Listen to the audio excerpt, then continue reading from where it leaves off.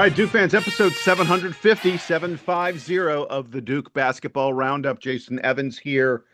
God damn, I wish I was here to talk about a Duke football win. Unfortunately, we're gonna start on some football, then we're gonna move to some basketball.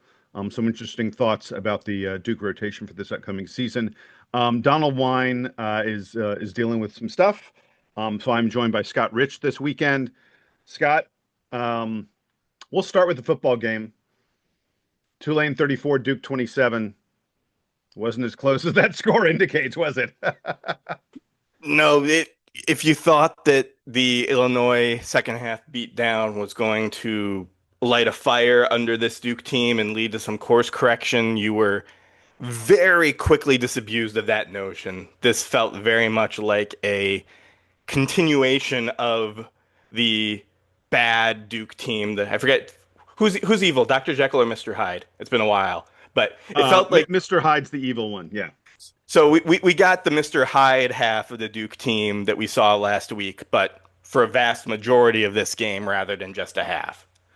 Yeah. I mean, a week ago, I was on here and I said that Duke was every bit as good, maybe even better than Illinois, despite getting thumped in the final score. I'm here to say that even though Duke only lost by 7 points to Tulane, it seems like on the final score, a competitive game. It frankly, it wasn't. It just wasn't. The Duke defense, I'll start with this, just completely flustered. Poor tackling, unable to contain the Tulane QB, Jake Retzlaff. You know, whenever he wanted to run, he was ripping off 6, 8, 10 yards. Whenever he wanted to pass, he was finding wide receivers wide open. He was like a magician at times in the first half, especially. Like I saw at least 2 or 3 plays where Vincent Anthony, who's like an all-American caliber defensive lineman, had no idea where the ball was. Like chasing some dude, and then he's like, "Oh wait, Retzlaff has the ball. He's behind me, and he's running downfield, and I am pursuing someone who is meaningless to this play." It was crazy how good the read option was working for Tulane. It's just Tulane averaged more than 4 yards per rush and more than 10 yards per pass play. Those are just huge numbers. You can't keep a team off the field when you're giving up 10 yards, not per pass completion, per pass play, and 4 yards per rush. Duke's inability to tackle was on display all game long. Like the only defensive highlight of the game, frankly, was when Vincent Anthony chased Retzlaff down and forced a fumble. That could have been a fairly significant moment in the game. It ended up not really being. But that, by the way, that was the first turnover of the year for the Duke defense. Scott, tell me, the defense. This is a problem. So there's 2 points that you bring up that I think are worth following up on. One is, the advanced stats guys always say that turnovers are a lot of times a bit of a luck metric. Sure. And Duke was quite good in forcing turnovers last year. Like you said, we've struggled One of the best this year. teams in the country. Yeah. And so it's very possible that Duke is now regressing to the mean, and some of Duke's success last year was the luck factor of getting some of these turnovers. That's Sure. one thing, and I think it's worth keeping that in mind. That said, and I know it's easy after a loss to go after coaching staff, but so much of what happened this game seemed to me like very poor preparation. You mentioned how it seemed like Vincent Anthony and the Duke defenders thought that Jake Retzlaff was a magician and never knew where the ball was. To my eye, I saw a team whose game plan was crash down on the read option. Vincent Anthony on a couple of the big Jake Retzlaff plays, specifically the read options to get touchdowns, Anthony and the other DNs looked like they had no notion in their mind of containing the quarterback. It was crash down, deny the running back. And these were no question reads for Jake Retzlaff, and there was no one on the back end to even help. It is not a surprise. The number of times he was running free for like 10 plus yards was crazy. The fact that no one on the Duke defense it's like they didn't conceive that this guy, who's a running quarterback, would run with the ball. That's my point exactly. If this was hey, this is coming out of nowhere, okay, fine. But there is a lot of take on Jake Retzloff. He was a starting quarterback at BYU the entire year last year. Yep. He ran for 417 yards. He averaged 4 yards a carry. Obviously, he blew past those numbers in this game, but the fact that there was no observable game plan for how do we contain a running quarterback. It almost seemed like the game plan was ignore the fact that Jake Retzloff is a running quarterback. That's just inconceivable to me. It's such whiplash from the defense we saw last year that always seemed very well prepared, that always seemed to punch above its weight class. And Yeah. now all of a sudden, it felt like a Duke team playing down to its opponent, being completely unprepared for the defining feature of its opponent, which is Jake Retzloff's ability to run. And when that happens, and when it's not one play that's an obvious missed tackle or one play that's an obvious misread, but it's multiple plays over and over where the guys are doing the same thing, at a certain point you say, well, if the guys are doing the same thing, then they're doing what they were told to do, or they were doing what they were prepared for. And at that point, I say, okay, it's less on the Vincent Anthony's and the defensive line for containing this, and more on where was the preparation for the fact that this was going to be a big part of the Tulane defense.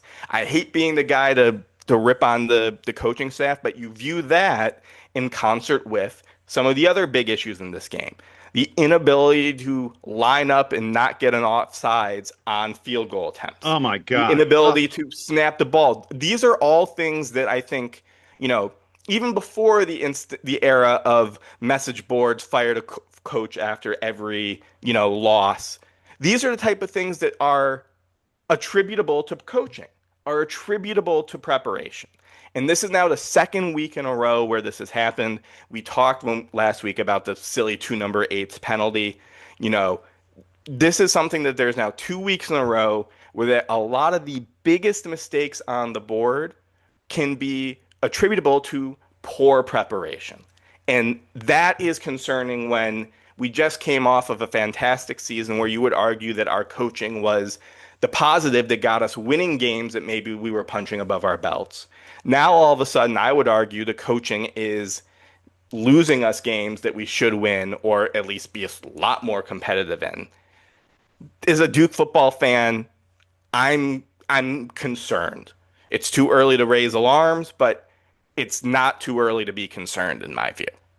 No, I agree with everything you said. I think it is not a hot take. You may have thought it. I think it's not a hot take to say that Duke has been outcoached the past couple of weeks, and that Duke's execution, preparation, all those sort of things that come down to how efficient are you in practice, what are you working on in practice, that these things have been lacking.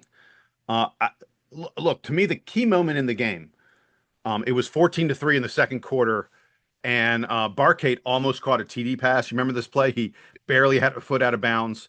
Toe out Um, of bounds, toe on the line. yeah, so close, and that would have made it 14-10. That's a ball game. Instead, Duke commits a couple penalties, and we're forced to attempt a field goal, and Cade Reynoldson botches the snap, and we don't even get away with attempting a field goal. And frankly, Duke never recovered from that moment.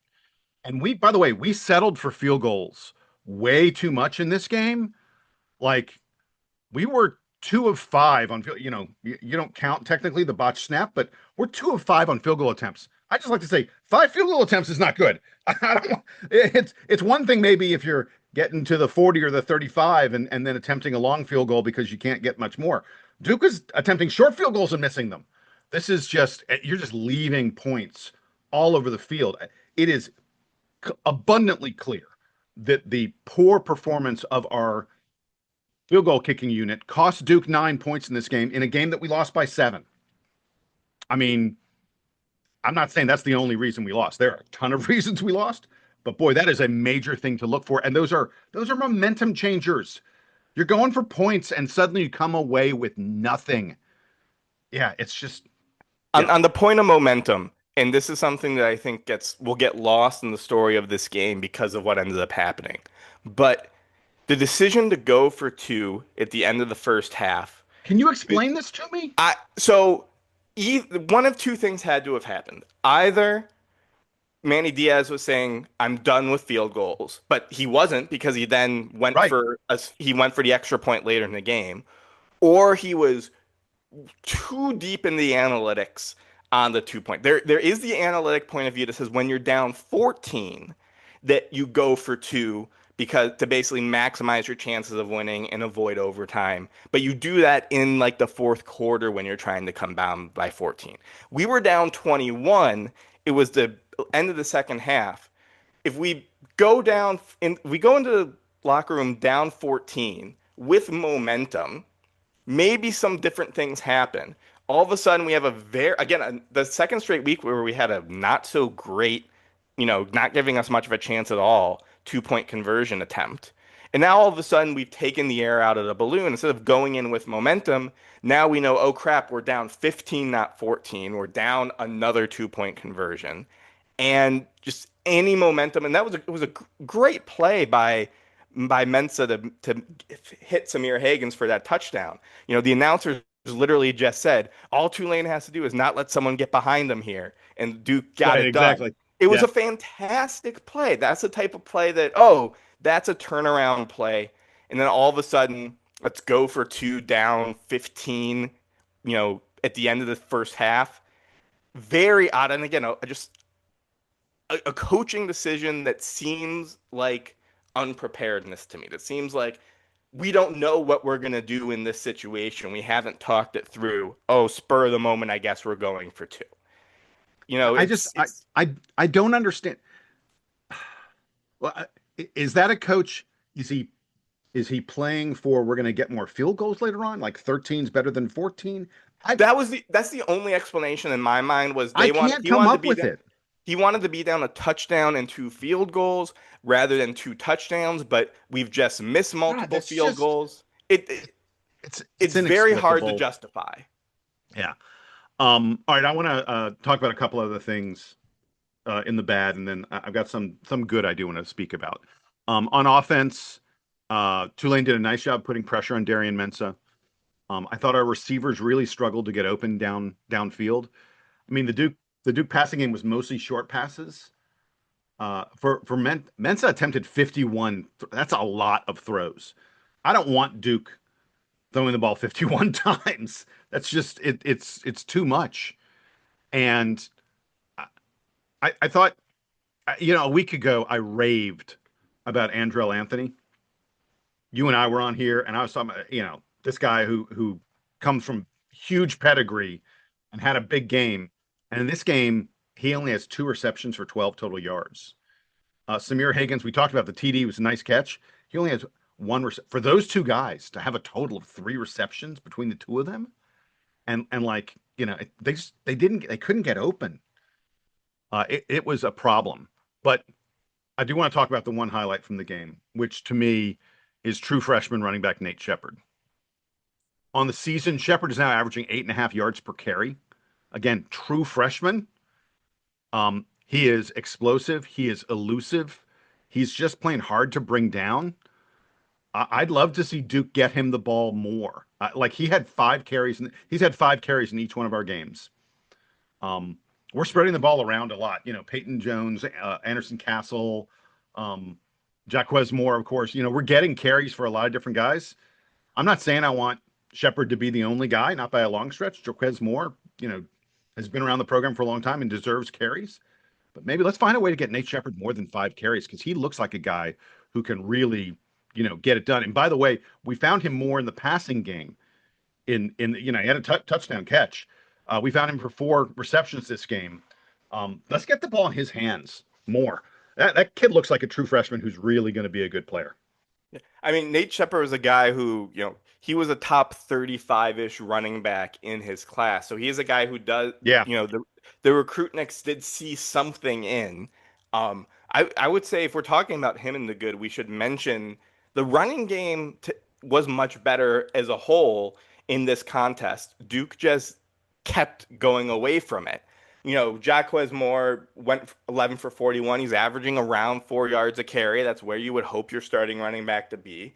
We had the big, runs from Shepherd as sort of the lightning to the thunder. There was some hope and some positives on the running game, Duke just never gave the running game a chance to develop. And I'm not sure if this is, we've talked so much in basketball about how the NIL can sort of skew the way a team runs and the team operates. When Darian Mensah is throwing 50 balls against a American team, you you have to, and Duke is running the ball well, but keeps going away from it. You have to ask, is Duke just trying to get its money's worth, and maximize Darian Mensah? Because That's a good again, question.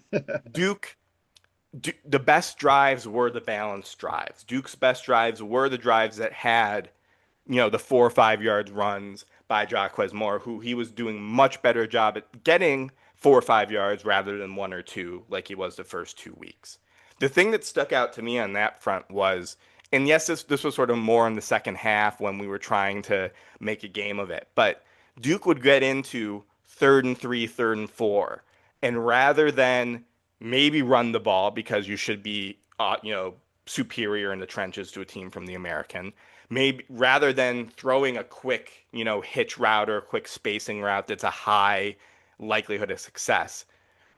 Darian Mensah was defaulting to deep balls, 50-50 deep balls, hoping for a pass interference in Yeah. 3rd and short, multiple times. And again, you have to once I put on the quarterback for a bad decision, twice, 3 times, 4 times, are these the plays that are being called?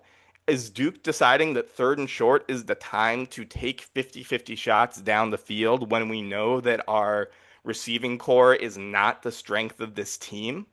It's you could say that it's Mensa in decision making, but again, I highly doubt he's making the same decision over and over and over again if in some way that's not what he is being coached or told to do. It's very odd, especially like in light of the running game seeming to take a step forward this week. Why the running game takes a step forward and Duke doesn't leverage that further is, again, one of those things that's a flashing warning sign to me. Not an alarm, but certainly a warning of the way the coaching staff is running this team. Hey, I want to get to a couple other things around the world of college football from this weekend. I watched a couple really, really good games by my local teams. Georgia Tech took down Clemson on a last second 55-yard field goal, longest field goal apparently in Georgia Tech football history. Georgia Tech's been a football program for a I think it was long time. the longest game winning field goal Oh, in maybe Georgia that Tech was history. it. Yeah. Okay. That Well, that was the thing that was going on the ESPN ticker all night. That was the well, longest game-winning field goal in school right, history. and a career long for their kicker. They seemed completely. There was like 12 seconds left, and they had to get their kicking unit on the field as the clock is running and get that Coaching. kickoff. Yeah, yeah. Georgia Tech looks like they're for real. Clemson. I mean, Clemson was preseason top five. They're probably not going to be ranked this week. They shouldn't be. Yeah, they're They one and barely beat two. Troy last week. Yeah, yeah. So, uh, and the Georgia Tennessee game was outrageous. I mean, that was just, folks, if you have not seen the highlights of the Georgia Tennessee game, Georgia had a fourth down. They were basically, the game was over. It's at Tennessee. The game is over. If Tennessee can stop Georgia on fourth down, if Georgia scores a touchdown, it goes to over. Oh, it's just a crazy, crazy game deep into the night. Those are just two, again, local contests for me. You guys talk about Michigan sometimes. I'm going to talk about my local teams a little bit here for a moment. It was a very, very fun evening of football. Yeah, I mean that Georgia Tennessee game. The cameraman whose job it was to find sad, expressive fans in the field, he was having way too much fun with his job. And again, it was probably very easy to find the sad, Yeah, expressive fans in that fan base because, like you said, Tennessee. It's like at multiple points in that game, it seemed like Tennessee was in control. yeah, Two, yeah. three separate times it seemed like Tennessee's in control. Tennessee has the momentum. It's gonna get, this streak of what I think they lost 8, 9 straight against Georgia was gonna get turned around. And for them to lose it the way they did on a missed field goal after an offsides penalty, again, coaching, special teams, theme of the weekend were the teams that didn't make those mistakes seemed to win games. So Duke gets a 3-0 NC State team next week as we play our first ACC contests. NC State sort of weirdly 3-0, 1-0 in the ACC, despite playing 2 ACC games. they played a game against Virginia that's a non-conference. It's just I don't quite understand it, but whatever. Okay, doesn't count as a conference game. Hey, all right. But anyway, it's Duke's 0-0 in the ACC, and they need to right the ship quickly because tough opponents coming up. Yeah, at this stage, ACC glory is all that's on the table left for Duke at this point. After losing their chance for a marquee win and then losing their chance for a win they should have had, which, let's be fair, Tulane is a good team. Tulane is a team that many expect to, compete for that group of 5 bid in the college football playoff. Yeah, them and South Florida seem like the two teams that have the inside track. South Florida, by the way, got just smacked by Miami. Looks really good.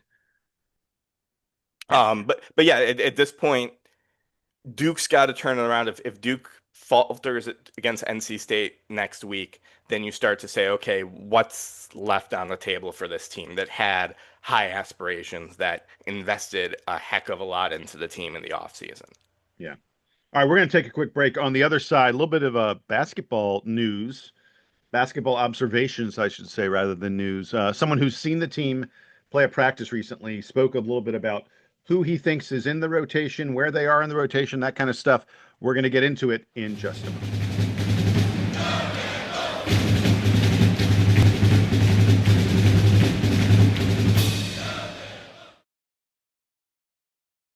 Between busy schedules and summer plans, sometimes all I've got is a couple minutes. Factor helps me eat smarter with tasty, chef-prepped meals that are dietitian approved and delivered right to my door. And now, with more than 65 weekly meals made for how I live and what I like to eat, I've got even more ways to fit in a real meal wherever the day takes me. Yeah, that's right, Donald. Not only are they quick to heat up, but now you have a wider selection of meal options, including premium seafood meals like salmon and shrimp at no extra cost. And for the first time, try Asian-inspired meals with bold flavors from China, Thailand, and more. It's responding to what Factor members wanted. That's why 97% of customers say Factor has helped them to live a healthier life. Feel the difference no matter what your routine is. So eat smart at factormeals.com/DukeBB50 off. Use that code DukeBB50 off to get 50% off your first box plus free breakfast for 1 year. That's code DukeBB50 off at factormeals.com for 50% off your first box plus free breakfast for 1 year. Get delicious, ready-to-eat meals delivered with Factor. Offer only valid for new Factor customers with code and qualifying auto-renewing subscription purchase. Has arrived. I would like you to meet Ares, the ultimate AI soldier. He is biblically strong and supremely intelligent. You think you're in control of this? You're not. On October 10th. What are you? My world is coming to destroy yours, but I can help you. The war for our world begins in IMAX. Tron Ares, rated PG-13, may be inappropriate for children under 13. Only in theaters October 10th. Get tickets now. Welcome to Only Murders in the Building, the official podcast. Join me, Michael Cyril Creighton, as we go behind the scenes with some of the amazing actors, writers, and crew from season 5. The audience should never stop suspecting anything. How can you not be funny crawling around on a coffin? No, that's true. Catch Only Murders in the Building official podcast, now streaming wherever you get your podcasts. And watch Only Murders in the Building, streaming on Hulu and Hulu on Disney Plus for bundle subscribers. Terms apply. Once upon a mundane morning, Barb's day got busy without warning. A realtor in need of an open house sign. No, 50 of them, and designed before 9. My head hurts. Any mighty tools to help with his plight? Aha! Barb made her move. She opened Canva and got in the groove. Bulk creating Canva sheets. Create 50 signs fit for suburban streets. Done in a click, all complete. Sweet! Now, imagine what your dreams can become when you put imagination to work at canva.com.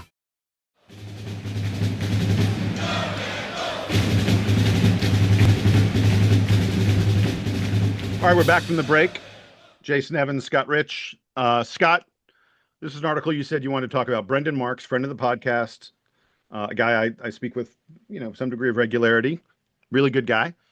Brendan wrote an article. He titled it 10 Thoughts on Duke's 10 Rotation Players, How the Blue Devils Will Replace Cooper Flagg. And he spoke about each and every guy in the Duke rotation. He is someone who is at a recent practice. A Duke, by the way, is sort of on a little bit right now is on a little bit of a break from practicing. The guys are still working out, but I mean, in terms of the coaches, like putting them through the motions and the such, there are NCAA rules around this stuff, and they're kind of on a break from it at the moment. But Brendan saw one of their last practices of the summer before school really kicked in, and he had this piece that he wrote. I want to start by mentioning one thing that I think is unfair to the Duke team, like how the Blue Devils will replace Cooper Flagg. You can't. Can we avoid that all year long? You're not replacing Cooper Flagg. That's not how you should be thinking about the season. And I think it's really especially unfair to Cameron Boozer, who's the guy who everyone sort of has tapped as, oh, he's the next guy to lead the team the way Cooper Flagg led the team last year. It is, the same way it was unfair, with someone like Apollo Banchero say, oh, how is he the next Zion Williamson? And Paulo was a great, amazing player who was not Zion Williamson, or how is Kaman Malawach the next Derek Lively? Great play, not the same player. There's no one on this Duke team who will replace Cooper Flagg. Let's be very, very clear about that. Each team is different from the previous one, and great players are different from other great players. But I thought it was very interesting, despite the title of the article, that Brendan Mark started by talking about Isaiah Evans. Yes. And that says to me, like, he sat down on his computer, he had all his notes, he had all his thoughts about Duke's rotation guys, and he said, the guy I want to begin talking about, the very first guy that I think is interesting to talk about is Isaiah Evans. And I think that in and of itself speaks volumes. And then the fact that he talked about Isaiah's ball handling, talked about Isaiah being creative, not just for himself, but for others, talked about Isaiah bulking up a little bit and trying to get better on defense. Man, if you're a Duke fan, these are things that have to excite you. I think that the thing that jumped out to me was that Brendan was talking about Isaiah more like a 2-guard than a 3-wing, which I think was very interesting because Duke fans, as we play the minutes game, as we prognosticate what the starting lineup is, the thought has always been, well, the missing piece is a wing guy, someone who is playing something akin to the old school 2. Someone who's going to be the secondary ball handler to Caleb Foster. I think that's why many people thought, oh, maybe Caden Boozer somehow starts and we have a sort of Quinn Cook, Tyus Jones style backcourt. But Brendan was talking about Isaiah like he's going to play more like a 2-guard. He's going to play like someone who has the ball more in his hands, creating for himself and others, which then changes the entire calculus because then you're saying, okay, if Isaiah Evans can handle some of the ball handling, if Isaiah Evans can handle some of the shot creation, then who that fifth starter is for Duke, again, assuming it's Caleb Foster, Isaiah Evans, Cameron Boozer, and Pat Ngongba, like we all have been, who that fifth starter is becomes a very different question. And it's one that Brendan had an answer for that I think we might not have thought about a month ago, which is maybe it's Darren Harris. Maybe it's a guy who is a second year in the program, who is, by all accounts, shooting the lights out in practice like we know he can. By all accounts, has taken that step forward in his development. I think that Duke fans, the larger media, would be very surprised if it's not either Dame Sarr or Nick Hamenia, if it's not one of those flashy 5-star freshmen. But if Isaiah Evans can handle the ball and create, then that means that Darren Harris, who is going to be filling that fill the corner space role, that slides in, that sort of fits much more naturally alongside a Caleb Foster and Isaiah Evans backcourt. That was very interesting to me, along with the fact that Marks was making a point of raving about how Harris has looked is very, very encouraging. And it makes the Duke team a lot more flexible. If you think about, if Dame Sarr is playing like our sixth man, and you think about how other teams are going to have to adjust to someone with his frame and athletic capability coming off the bench. If Duke's first sub at the 17-minute mark is Dame Sarr and Malik Brown, and you go, how the heck do I score now after playing and starting the first 3 minutes? That's a very exciting, tantalizing idea if Dame Sarr can embrace that six-man role. And we've seen that more and more. We've seen more and more big name, five-star guys, even one and done guys, be six men and still play 20, 25 minutes a game rather than having to start. Who knows? We don't really know how Jon Scheyer's, attitude on this is with just 3 years of data points, but that would be something that I think you have to at least give a look to, just given the whiplash that would give opposing teams. So it's worth noting that Brendan Marks projected Nick Hymenia as that fifth starter and just raved about Nick's passing. Nick's a good shooter, does a lot of things really well, has great positional size, but just talked about his passing. And we've heard that so much, that Nick Hymenia is a great connector for all the guys on the team. And if you think about like last year's Duke team, we raved about the passing on that team, how much those five starters, especially, and even when you brought in Malik, because Malik is a fabulous passer, how connected they all were. It feels a little bit like maybe you're getting another dose of that, at least in some phases in this current Duke team. That clearly is something that Jon Scheyer spoke to me.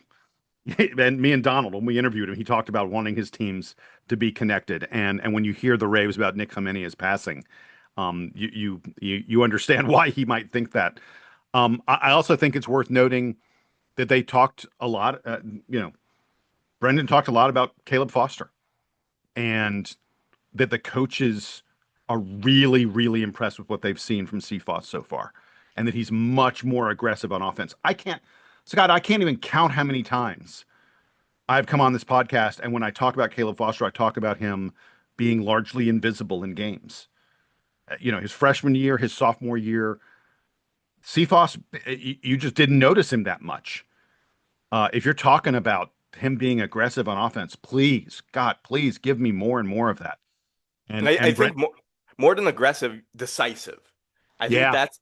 And we I wasn't on when you guys were looking through coming through the quick videos that they post over the summer. But the thing that stood out to me in all of those videos that were selectively edited, chosen, was that Caleb was looking more decisive, even comparing like to like, comparing him to last summer.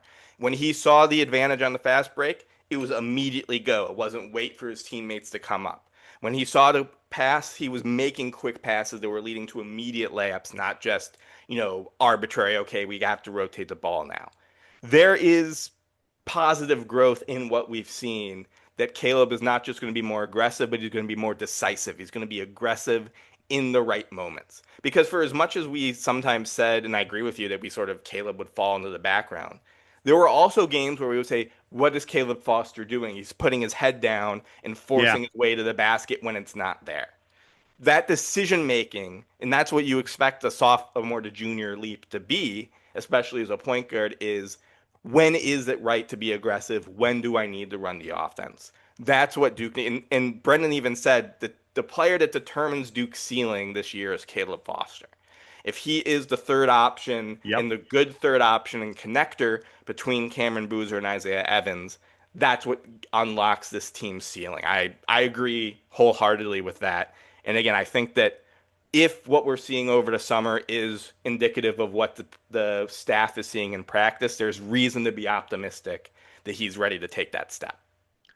A couple other things that Brendan mentioned. He repeated something that I've heard multiple times from people, who've gotten glimpses at the team a little bit, is that Cameron Boozer is even better than the staff expected. I mean, like one of the most productive players in high school basketball history comes to your campus and you're like, oh, he's even better than I thought. I mean, yes, please sign me up for that in a very, very big way. Can we just say that if this was a normal year and we hadn't just had Cooper Flag, how much more excited we would be for Cameron Boozer? It's like unfair, isn't it? We would be talking about Cameron Boozer this summer like we were talking about Cooper Flag last summer if he wasn't cursed with having to be compared with Cooper Flag. It's it's a little bit sad for him. It's nice that Duke gets to, slide a little bit under the radar because of that, because no one is Cooper Flag. But any other year, Cameron Boozer would be the national story going into this season. Yeah, it's kind of crazy. I want to, one thing I want to note, even though I think Duke is going to run the offense through Cameron a lot, it's not going to be the same as the way we ran the offense through Cooper Flag. You're not going to, I don't think you're going to see, like with Cooper, we'd give him the ball or he would just bring the ball up and create off his own dribble and create off his ability to find angles and things like that. I don't think Cameron's going to be quite the same, although Cameron is a great connector. I think Duke's going to try and find him in the high post, like the high post wing. And that's where, Cameron's going to operate with his ability to either, create an own shot for himself, drive the ball to the basket, or find cutting teammates in good spots as the defense adjusts to what Cameron is doing. It's just different than the way Cooper Flag was functioning like a point guard to some extent. I think Cameron Boozer is going to function more like a point forward, so to speak. And there is a difference in those two players. Yeah, I think there's a scale between Cooper Flag, who was a 3 playing the 4, and Apollo Banchero, who was a 4 with guard skills. And on that scale, and Boozer, Cooper's closer to Paulo for sure. Cam is closer to Paulo. Yeah. So again, I agree with you. I very rarely, unless he's pushing the fast break, going to see Cam bringing the ball up, starting the offense like Cooper. But we're going to see him doing some of the things I think that Paulo did. And again, remember, Paulo was playing the 4. Yes, he did some stuff on the perimeter, but Paulo was best at Duke when he was back to the basket, when he was open on the outside because teams had to honor his back to the basket, had to, play him in the paint. I think Cameron is going to be much closer to that than he is Cooper. And I think that would be something that we would all be ecstatic about if we just hadn't seen Cooper Flag for a year, who is, again, one of one. No one should ever be compared to him, but everyone will be because that is the way of the world in sports media. It's also worth noting that Brendan Marks had some questionable kind of comments about Dame Sarr. Let's be real clear. So Dame is a ridiculous athlete, like jump out of the gym, length, all those sort of measurable kind of things that you're just like, eye popping. But Brendan said he's got some tunnel vision, gets the ball in his hands and just like puts his head down, is going to the basket. You were talking about that as a problem for Caleb Foster. Brendan kind of said that's a problem for Dame Sarr at this point. His 3-point shot, I think, is still inconsistent. There are times it's really good, but there are times it is not, and probably needs to work a little bit on the form on that 3-pointer. So there's some legitimate questions there. I mean, that said, he's a guy coming over from Europe, still very, very young, and you would expect there to be some, transition time, figuring out the American game, figuring out the college game. Which is very, very different from the way they play over in Europe. And it may take Dame a little bit of time. Folks who projected him to come in and be a starter, I agree with you. I think sixth, seventh man is probably where he starts the season. And it maybe that changes over the course of the year. A year ago, other than when, Sion James slipped into that lineup, Duke's lineup was set. I think may... Was it though? Because it was around this time last year that I would argue everything we just said about Dame Sarr, we said about Kaman Malawach. At this point last year, we were thinking that Kaman is so raw that maybe, he's only starting in name only and Malik is playing more like 30 minutes a game coming off the bench, or maybe Malik is even starting. So I agree. I saw a lot of that in, the pump the brakes on Dame Sarr a little bit. But we were saying the same thing about Kaman Malawach at this point last year. And we know that, yes, there were bumps in the road, but he came out of the gate really strong. So there is pump the brakes, but I'm not super concerned yet on Dame Sarr because, again, we now have evidence of guys coming from Australia and Tyrese, or coming from, from overseas Africa basketball, that didn't do as well in the summer, but once it came time to game time, they actually lived up to the hype. So we'll see, but this sounds very similar to what we were worried about with Kaman this point last year. Yeah, and in both cases, guys with just ridiculous like physical gifts in Kaman's, you know, in Kaman's condition, in Kaman's situation, it was his just sheer size and length, and with Dame, it's his athleticism and length. So different in that regard. But yeah, I hear you, and it's worth noting to some extent uh, that kind of insane athleticism that Dame Sar has. It's something that can't be taught, it can't be coached, and it's something that is super valuable. Even if there are, skill aspects that he has a little bit of trouble with, the ridiculous athletic gifts make him a very, very valuable piece. For me, the thing that was a little more concerning from everything that Brendan was going through was some of his notes on Caden Boozer, to be honest. And he noted I was just going to bring it up. Yeah. That Caden's shot is questionable at best, and it's a shot that you can tell by looking at it. It does. Yeah. Yeah.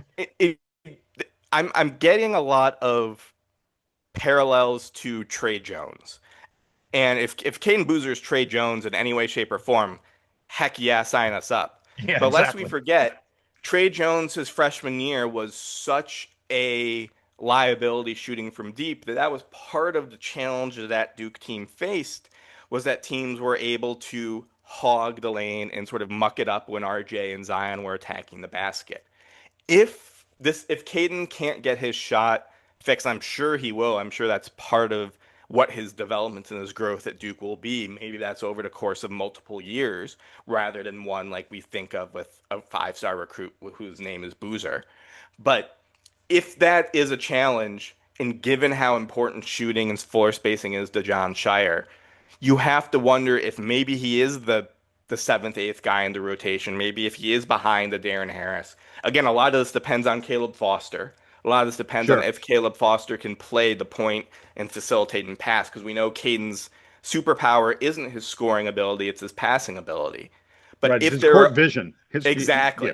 Yeah. And so, but if there are other guys like his brother as a point forward, like Nick Hamenia maybe, like Foster, who can fill that role, if Caden Boozer can't shoot reliably, it feels like that's a 5-10 minute of the game guy rather than a 15-20 minute of the game guy. There's still plenty of time, but this is now, multiple accounts we've seen that have said, yeah, there's something that's got to be fixed in that shot. And if he's not being a traditional pure point guard, then that's something that can keep you off the floor. Yeah, the last two guys I want to mention. First of all, he very quickly.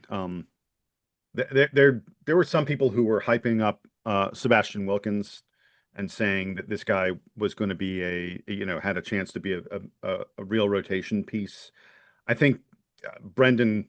I always thought that was a little much. I mean, it's worth noting that Seabass came to Duke a year early, and it's not like he was a top 10 recruit in the class that he reclassified out of. So I'm not surprised to hear that Seabass is sort of looking like the 10th guy in the rotation, and probably not a rotation piece in really competitive games this coming season. Nothing wrong with that. Plenty of time for this kid to develop. He is clearly a really good defender and a really athletic player, and he's just getting his skills where they need to be a legit rotation player. And I think that's just a year down the road. And frankly, based on the high school class he was in, that would make sense. So nothing wrong with that. But then the other guy we haven't really talked about is Big Patrick Gongba. Brendan, it's clear that Brendan Marks, didn't think a lot of Pat Gongba, and that the more and more he watches him, the more impressed he is. I love to hear that, because I'm of the belief that it's entirely possible that Patrick Gongba is like Duke's third leading scorer this coming season. I was about to say, I think there's a range between like 8 points per game and 14 points per game that he could be at, and nothing in there would surprise me. The one thing that I thought was kind of weird was that Brendan Marks talked about the fact that he's not going to be that Patrick Gongba is not going to be Derek Lively or Kaman Malawach on defense. No duh. Like, that's just not his. That's not his game. That's not his skill set. And you're talking about probably the two best defensive centers in each of the past two draft classes. Oh, Duke doesn't have the best shot blocker in college basketball for the third year in a row. I mean, sorry, those are the breaks. I'm not going to be too worried about that because I think Big Pat is going to bring so much more on offense than either Lively or Malawach did. I mean, like in a huge, huge way. But I just thought those were interesting comments by Brendan Marks, kind of confirming some things that that we've heard and suspected. I again, lest we forget, we did see moments of Pat being a rim protector in his limited minutes. Yeah. He had some very impressive blocks that, blocks into the fifth row is Donald likes to say during the ACC tournament. He is all of 6'11" and he is certainly more athletic than a Kyle Filipowski was. So yeah, and he's going to wide be too and strong. Yeah. He's going to be a rim protector. Is he going to be an elite rim protector? That's the question. But I don't think Duke is facing the question marks of where is Duke's rim protector like we faced 2 years ago. Duke's rim protector is Pat Ngongba, and he is going to be decent enough at that job when Duke is hopefully going to have plus defense at every other position. It is not the concern of the Kyle Filipowski year where, Kyle Filipowski not being the rim protector that Derek Lively was unveiled all of these other defensive issues that sort of compounded each other. And the last thing I want to say on Pat is I agree with you. I think that a lot of the prognostications of Duke being in the 8 to 12 range of the way too early rankings rather than the top national championship contender that you saw in Atlantic City is based upon what people think of Pat Ngongba. If you look at Pat Ngongba and say, here's a guy who only scored 3-4 points a game for Duke last year and is coming back, you say, okay, Duke's center position is a little bit of a question mark. But if you watched Duke basketball last year and you saw what Pat Ngongba did in limited minutes and you know the backstory of this was a guy who wasn't supposed to play at all, then you go, hey, this could be a plus. There aren't going to be many games that we play where we're facing a center better than Pat Ngongba. There aren't going to be many games we play that we're facing a center rotation better than Pat Ngongba and Malik Brown. And so when you flip that from a question mark to a plus, which I argue at this point in time it is, I think that's where you explain that delta of the way too early rankings and the Vegas prognostication on Duke's chances this year. I'll mention one other thing about Pat. Evan Maya, who I've spoken to, and I'm gonna get him on this podcast in the next few weeks.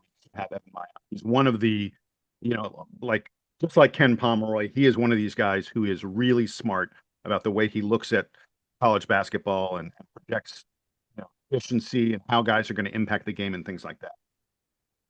He says Pat Ngongba is going to be one of the 30 best players in college basketball this coming season. Basically is projecting Pat Ngongba to be like a fringe All-American, first, second team All-ACC, because, as you mentioned, the stats show, the efficiency metrics show that in limited minutes, as a freshman, Pat Ngongba was really impactful for Duke. When you then look at the fact that he's almost certainly going to be getting 20 plus minutes per game this year, probably as the starting center, splitting time with Malik Brown. Although I actually think I'm not going to get into it right now, but there are scenarios where Duke plays really, really big. I feel like we're hearing more question marks about the perimeter guys than the post guys, and I'm not going to rule out like crazy big lineups for Duke at times. Boozer Brown Ngongba. I mean, I'm not going to rule it out happening. But in any event, back on point, Pat's going to play serious minutes, and people just look at what he did in limited minutes, and they're like, if that stuff translates, if he makes any kind of sophomore leap, he's going to be a really, really good player, probably far better than most of the prognosticators are projecting. And this is probably on the extreme end, but we have seen mock drafts this summer that list Ngongba as a late first round guy. Yes. I think that's a little bit probably on the optimistic side of things. I would love to have. Well, but not if he does what I'm talking about. Exactly, and especially not if he can shoot from deep like We've seen a little bit in the clips. Like, Man, there's a clip of him hitting a three like almost every time they send out social media clips. It's crazy. I'm always I got really excited when there were the Ryan Young shooting three clips that never came to pass. So I personally try to temper myself on that. But we saw him do that in high school, right? In the Chipotle National Finals when it was Darren and Pat versus versus Cooper and that ridiculous Montverde team. Yeah, an entire NBA team. That would be a heck of a game, if an NBA general manager just said we want to recreate that Montverde team as our NBA roster. That'd be a fun experiment. But we saw Pat Gong. That was part of his game. That was not something that was forced. That was part of his game in high school. Yeah. And so again, you only need your center to be shooting 30%. You only need your center to be, if I am wide open, I can make this. And that's something that, especially in the NBA nowadays, they want from their centers. And so if Pat Gongba isn't going to be switchable, if he's not going to be an extreme rim protector, but he's going to be an offensive center, then they want to see that from his game. And if that isn't his game, then maybe that doesn't make sense, because you 6'11" guys who are solidly built do not grow on trees. All right, with that, we're going to wrap it up on the latest edition of the DBR podcast. Jason Evans, Scott Rich, Scott filling in for Donald Wine. Scott, we're like just 2.5, 3 weeks away from the blue-white game. It'll be here. How is that possible? Yeah, exactly. October and the start of practice. I think it's more than it's 3.5 weeks, I guess, or something. Whatever it is, it's coming soon. I can't wait to get more of a look at this team. A team that I think is super versatile. You want to go another 15 minutes talking about the versatility of this? There's certainly a lot more lineup combinations that we could play this year than last year, which again, that sometimes that's bad, sometimes it's indecision, but I think this year we're going to confuse. It's going to be real hard to game plan for this group of guys. I'm all here for it. It is going to be a ton of fun. Till next time, Scott, Jason signing off. Here's the Duke band playing us out and taking us home.